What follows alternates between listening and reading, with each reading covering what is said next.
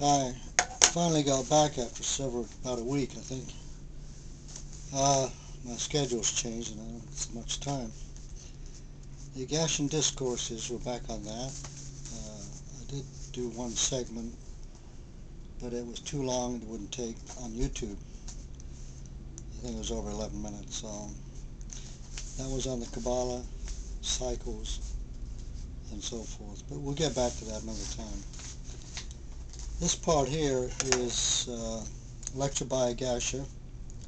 It came through the instrument Richard Zenner, and the title is Our Journey Through the Cosmos. My blessed children, greetings. Another evening in which we can come together and have the joy of becoming reacquainted with the many things that we at one time had learned, but had become oblivious to down through the ages. In reality, we're not oblivious to them. We need only to awaken the soul so that the information may come to the surface. In descending tonight, I was conscious in a flash of the earth as it loomed before me. In that split second, I became attuned to the universe, it would seem. I recalled the creation of this great planet that you live on, and I saw, again, the history of man as he evolved from the lower form of life, returning in innumerable times unto the physical plane. My soul also revealed unto me that this was brought so vividly to my consciousness tonight for a very special reason. It seems it has been difficult for some of the disciples to comprehend the many things that I have endeavored to give down through these past years. So I will take you on a mental journey tonight into the vast consciousness of immensity.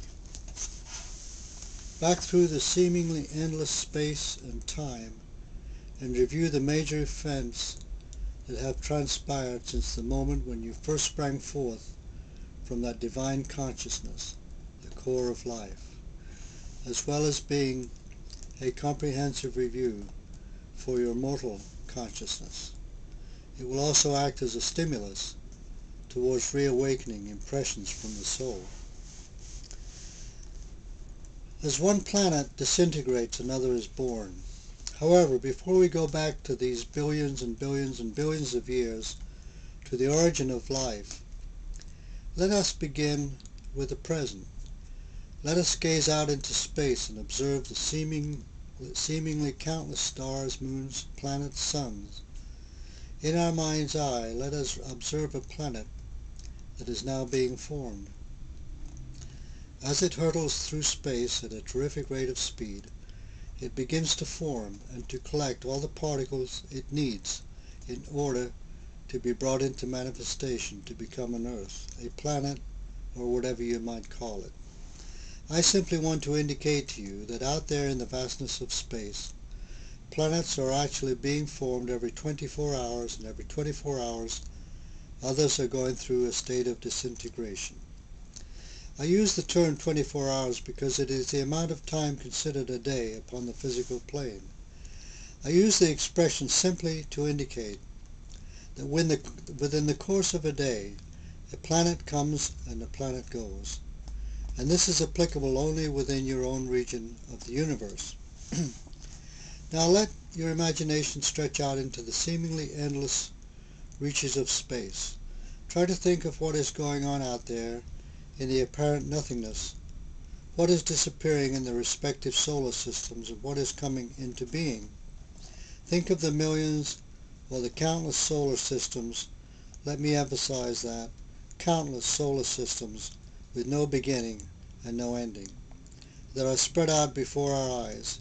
This becomes a tremendous thought, and one so vast in scope that it is very difficult for the average disciple even to visualize it, let alone comprehend it. And of course, there is momentarily no way to prove it. In my Father's house are many mansions. So then as we gaze out there into space, we are filled with the great awe and wonderment as we marvel at the majesty of it all. But our questioning gradually turns into wonder as we begin to realize one basic truth.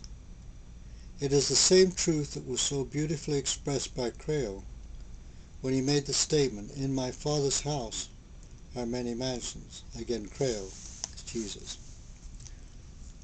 Now, what did he really mean by that? The answer, disciples, is that the term mansions in its true interpretation relates to planets, spiritual planets, degrees of consciousness. Father then means universe, the collective whole, everything that is. Call it by whatever name you choose. The Father's house is the great consciousness of immensity, which embraces all things, absolutely everything, of a material or a spiritual nature that exists out there in fathomless space. Therefore, in the Father's house, the universe as a whole, are many spiritual planets, or mansions, as it was expressed by Creo. This is the true meaning of what is meant by the phrase, "In my Father's house are many mansions." Mansions, then, are the blessed states of consciousness, where we can reach wonderful states of ecstasy and live therein. They are the great spiritual planets where the many have their own individual kingdoms. But if we were to take one spiritual planet individually and call it the Father's house, then the many mansions contained within this one planet would relate to buildings, great temples, or halls of learning. It is in this context that the term mansion is actually used, when expressing the thought that through our actions and deeds upon the earth plane, we create the mansion or house that we shall live in. Each of us, then, has his work to do. All teachers have what is known as their individual temples. These temples are like homes to you people upon earth. They are truly magnificent structures, and they are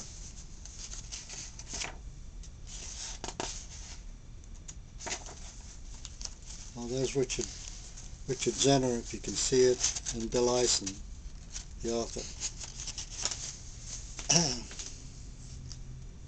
Also called halls of learning, for it is here where the teachers carry out various activities, where they teach many wonderful things unto their disciples. For instance, when you visit them while out of the body during the sleep state, they bring out certain points in your life, and in the interim period they are teaching and bringing valuable information